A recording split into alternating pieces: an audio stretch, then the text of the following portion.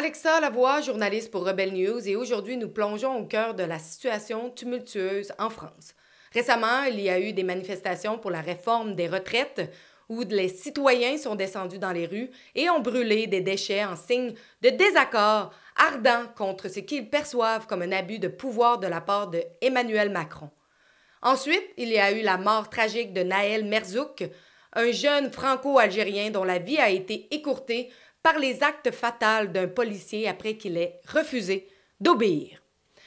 Les conséquences de ce dernier événement ont été marquées par 6 nuits de pillage, d'incendies criminels touchant les écoles, les bus, les tramways, les centres culturels et commerciaux, ainsi que plus de 150 mairies et bâtiments municipaux, causant plus de 20 millions d'euros en dégâts pour les transports publics, sans mentionner la violence qui s'en est suivie. La colère et la tension issues des relations historiques entre l'Algérie et la France ont envahi les rues pendant des jours, plongeant le public dans un état de panique. S'ajoutant à la crise, la France est aux prises avec des problèmes d'immigration illégale, reflétant les défis similaires au Canada et aux États-Unis. Plusieurs camps improvisés ont fait leur apparition dans les rues de France où de nombreux migrants trouvent un abri temporaire. Au cours de ces événements, 4 membres de la brigade anticriminalité ont été mis en examen, provoquant une grève de la police à un moment où la France fait face à une crise sans précédent. Dans un communiqué, le syndicat Unité SGP, Force ouvrière, a appelé tous les policiers du pays à se mettre immédiatement en code 562. Le code 562 désigne une position d'attente pause où les agents sont techniquement en service mais non déployés sur le terrain. La France se trouve à un moment critique, confrontée à une série de problèmes complexes et profondément préoccupants. Les rues sont devenues le théâtre d'un drame en évolution et la stabilité du pays semble être fragile. Pour en savoir davantage, écoutons Nicolas Vidal, journaliste pour Push Média basé en France. Il y a eu des émeutes, qu'on appelle des émeutes ici en France, c'était il y a 3 semaines, ça a duré 5-6 jours, ça a été très violent. Une bonne partie des nuits sur tout le territoire français, c'est toutes les villes, beaucoup de villes, même des petites villes ont été touchées par des émeutes, des émeutiers, donc c'était essentiellement des délinquants de ce qu'on appelle ici les quartiers sensibles, les quartiers populaires, qui suite, vous l'avez dit, au meurtre, à l'assassinat ou du moins le décès de Nahel. Oui, là on a un joli cas de censure et de désinformation, à savoir Alexandra, que nous, médias indépendants, on ne peut pas être partout, on ne pouvait pas avoir les yeux dans toutes les cités de France, donc nous étions sur nos téléphones portables. Et comme de par hasard, on a pu avoir des vidéos le mercredi soir, nous avons pu avoir des vidéos le jeudi soir, et le vendredi, les boss, les patrons des réseaux sociaux ont été convoqués. Et le soir même, il n'y avait plus de vidéos disponibles sur les réseaux sociaux. Et d'ailleurs, Twitter a été ralenti. C'est-à-dire qu'on était complètement aveugle, on ne pouvait plus voir ce qui se passait dans les villes de France. On ne pouvait plus voir la violence, notamment. Et ça a été extrêmement intéressant. Et ensuite, ça s'est arrêté. Et le ministre de l'Intérieur, Gérald Darmanin, a dit aux Français, vous savez, c'est grâce à la police, finalement, que l'état de droit a été rétabli. Mais en fait, Alexandra, c'est pas la police française, c'est pas l'état français qui a rétabli l'ordre. Vous savez qui a rétabli l'ordre en France ? Ce sont les narcos, ce sont les trafiquants de drogue des quartiers, des populaires, ces banlieues défavorisées. Ce sont les gros trafiquants de drogue qui ont dit à ces jeunes délinquants, ces jeunes émeutiers, d'arrêter de saccager, d'arrêter de piller, d'arrêter de violenter parce que c'était pas bon pour leur business. Donc vous voyez, vous avez 2 exemples là.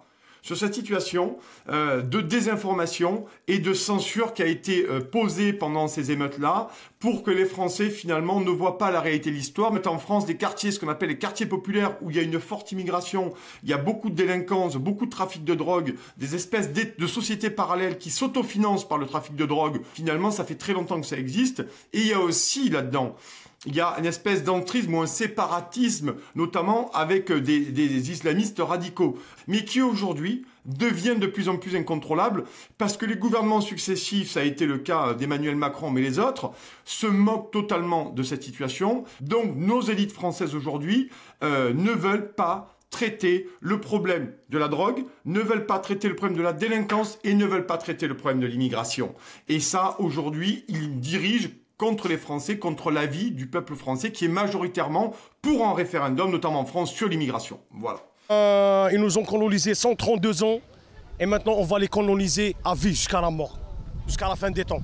C'est un alibi, finalement, un alibi victimaire sur cette croyance finalement ou ces jeunes émeutiers qui pensent que la France ne les aime pas, ou la France si, ou la France mi, la France les a colonisés, parce qu'il y a toute cette idée aussi de la colonisation pour ces jeunes gens qui sont nés en France et qui n'ont jamais pour la plupart mis les pieds soit en Algérie, soit au Maroc, et surtout qui aujourd'hui s'attaquent très fréquemment, d'ailleurs c'est tous les jours le cas, aux symboles de l'État que sont les commissariats, que sont les écoles, que sont les représentants des forces de l'ordre, des policiers.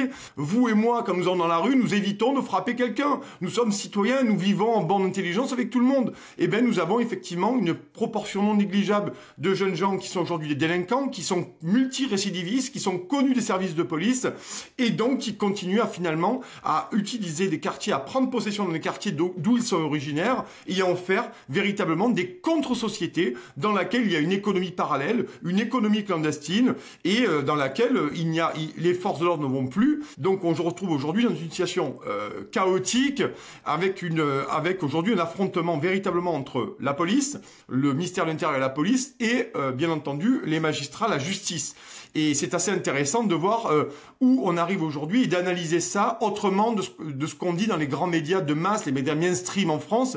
Est-ce que ça serait de cela qu'on voit découler les bidonvilles qu'on peut apercevoir dans plusieurs secteurs de Paris ou de la France? Des gens qui viennent illégalement en France, qui passent notamment soit par la Méditerranée, soit par l'Italie, la Grèce, puis après l'Italie, et qui arrivent en France et qui viennent se masser, vous l'avez vu, vous avez sûrement vu ces vidéos sur Twitter, qui viennent se masser dans plusieurs points de Paris, ils sont de plus en plus nombreux, ils s'amassent derrière sous les ponts, ils s'amassent dans des parcs publics, parfois ils squattent aussi des bâtiments, des maisons, et ils sont de plus en plus nombreux, donc il n'y a aucun service d'hygiène. Ces gens-là sont sans papier, donc rentrés illégalement sur le territoire. Ils bénéficient d'aide en fonction de la mairie de Paris ou d'autres institutions, mais ils posent un véritable problème aujourd'hui. Les pouvoirs publics ne les gèrent pas du tout. Ces gens-là sont vraiment laissés à l'abandon, mais surtout que pour certains, il faut le dire, ils arrivent avec des coutumes qui ne sont pas les nôtres. Donc ils arrivent souvent avec des traditions qui sont bien éloignées des nôtres, et ça pose véritablement des problèmes de violence. Et aujourd'hui, quand vous allez à la Tour Eiffel, que vous êtes touriste, que vous venez à la Tour Eiffel, ou dans les jardins du Trocadéro, il y a de plus en plus d'agressions, de viols.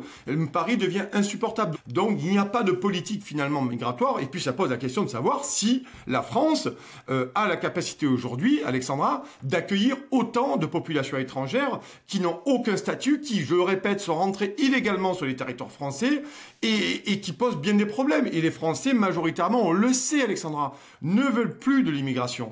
Mais le référendum, voyez-vous, Emmanuel Macron nous en parle depuis 6 ans maintenant, mais il n'y a jamais eu de référendum sur l'immigration parce que l'élite au pouvoir, Macron et les autres, savent très bien ce que vont dire les Français, c'est non. Les policiers l'ont dit régulièrement sur les plateaux télé, ils ne seront bientôt plus en mesure d'assurer l'ordre public. Mais si vous n'êtes plus en mesure d'assurer l'ordre public, Alexandra, vous ne serez non plus en mesure d'assurer l'ordre privé, la propriété privée. C'est ça le problème aujourd'hui, voyez-vous. Donc dans un pays comme la France, vous payez des impôts, j'imagine comme chez vous, et quand nous payons des impôts, c'est sûrement pour assurer aussi notre sécurité. Nous déléguons finalement la sécurité à l'État, qui avec la police, la gendarmerie et les services de renseignement, nous protège contre les agressions, contre la délinquance et contre toute forme de trafic. Et bien aujourd'hui en France, ce n'est plus le cas.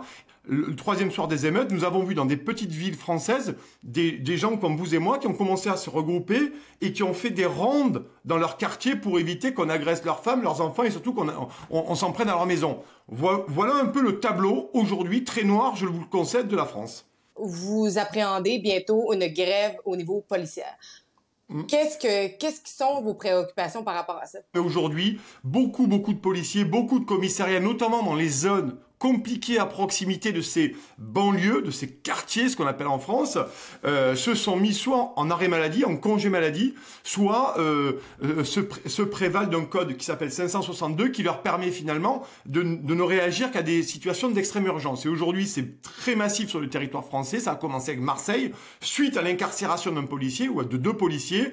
Le ministre de l'Intérieur, les préfectures nous demandent de rétablir l'ordre et chaque fois qu'on rétablit l'ordre et qu'on s'en prend à des émeutiers qui cassent tout et qu'on est envoyé en prison, ça va plus être possible.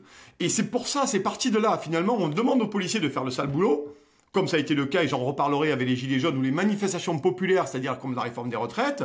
Et ensuite, on se retourne vers eux et la justice les met en détention provisoire parce que l'enquête le dira, s'il y a eu agression, si ce jeune homme a été tabassé, mais peu importe. Donc les policiers, en fait, sont à bout de nerfs, Alexandra. Sont à bout de nerfs, on les envoie au front en permanence. Mais Emmanuel Macron les a utilisés pendant les manifestations des Gilets jaunes. Ils ont fait le sale boulot, j'assume de le dire, ils ont fait le sale boulot.